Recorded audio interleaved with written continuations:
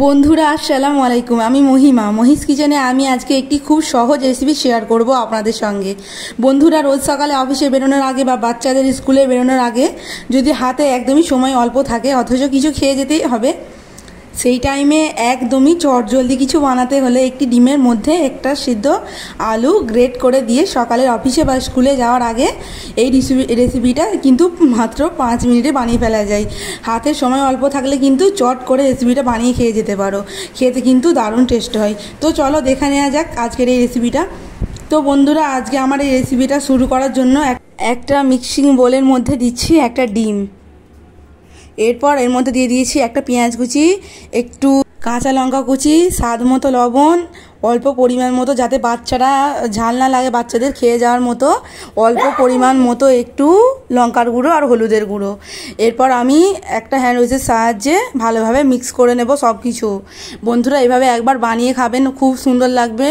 অফিসে যাওয়ার আগে এটা বানিয়ে খেয়ে যেতে পারেন, বা বাচ্চাদের হাতে কিন্তু খুব কম সময় থাকে, বা স্কুলে যাওয়ার সময় ওরা কিন্তু ভাত তাড়াতাড়ি খেতে চায় না, তো ওরা খুব বায়না ধরে যে খাবো না। তো এইভাবে একবার চটজলদি 5 মিনিটের মধ্যে এটা বানিয়ে দেবেন, আশা করছি ওরা খুব ভালোবাসবে খেতে।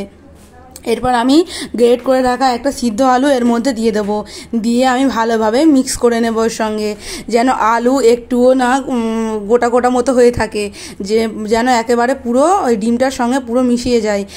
দেখতে কিন্তু খুবই সুন্দর হয়েছিল, আর খুবই কিন্তু খেতে সুস্বাদু। বন্ধুরা, আমি একটু সময় নিয়ে বেশিক্ষণ ধরে এইভাবে আমি মিক্স করে নেব। যতক্ষণ না ভালোভাবে মিক্স হচ্ছে আমি ততক্ষণ নাড়াচাড়া করতে থাকবো। বন্ধুরা, এই রেসিপিটা একদম যেমনই খুব সহজে তৈরি করা হয়ে যায়, খেতেও কিন্তু দারুণ হয়, দারুণ মজার। তো বন্ধুরা, শেষে একটু আমার পরিমাণটা কম হয়েছিল লবণের, আমি একটু লবণের পরিমাণটা দিয়ে দিয়েছিলাম। এরপর আমি কড়াইয়ে গ্যাস অন করে আমি চুলায় একটা তাওয়া বসিয়ে দিয়েছি। এরপর আমি সরিষা তেল দিয়ে দিয়েছি। সরিষার তেলটা আমি খুন্তির সাহায্যে পুরো তাওয়াতে আমি মিশিয়ে দেবো, যাতে করে যে আমি মিশ্রণটা এতে ঢালবো, ঢেলে যে ভাজবো ওটা না ছেড়ে ছেড়ে মতো যায়। তো আমি ভালো করে তেলটা দিয়ে আমি তাওয়াটা একদম ধোঁয়া ওঠা পর্যন্ত গরম করে নেব। দেখতেই পাচ্ছেন বন্ধুরা, একদম যতক্ষণ না ধোঁয়া উঠবে আমি ততক্ষণ কিন্তু আমি পুরটা আমি যেটা করে রাখলাম ওটা কিন্তু আমি এটা দিয়ে ভাজবো না। তো এবার পুরো ধোঁয়া উঠে এসেছে আর তেলটা পুরো গরম হয়ে এসেছে, দেখতেই পাচ্ছেন আপনারা। এবার আমি যেটা বানিয়ে রাখলাম যে পুরটা, এটা আমি তেলের মধ্যে দিয়ে দিয়েছি। এরপর আমি একটু সাবধানে গ্যাস লো হিটে আমি ভেজে নেব ভালো করে। গ্যাস কিন্তু জোরে দেবেন না, একদম লো হিটে ভাজবেন, যাতে পেছনটা খুব পুড়ে যাবে, না হলে ভেতরটা সিদ্ধ মতো হবে না, কাঁচা কাঁচা একটা ডিমের আঁশটে গন্ধ থেকে যাবে। এভাবে আমার মতো করে করবেন বন্ধুরা, খেতে কিন্তু মাশাআল্লাহ খুবই ভালো লাগবে। বাচ্চাদের কিন্তু একেবারেই পছন্দের জিনিস, আর আমারও তো খুব ভালো লেগেছিল খেতে, খুব ভালো লেগেছিল আমার। তো এরপর আমি এটা উল্টে নিয়ে ভালো করে নিয়েছি, উল্টে ভালো করে। তো আমরা একটু কিন্তু ভাঙিনি বন্ধুরা, দেখতেই পাচ্ছেন।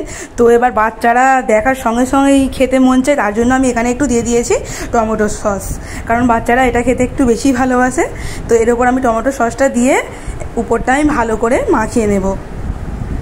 আপনারা চাইলে এটা নাও দিতে পারেন, কিন্তু আমি এটা অপশনাল, আমি এটা বেশি টেস্টি হওয়ার জন্য বা বাচ্চাদের একটু মনটাকে কেড়ে নেওয়ার জন্য বা বাচ্চাদের মনে লাগার জন্য আমি এটা দিয়েছি।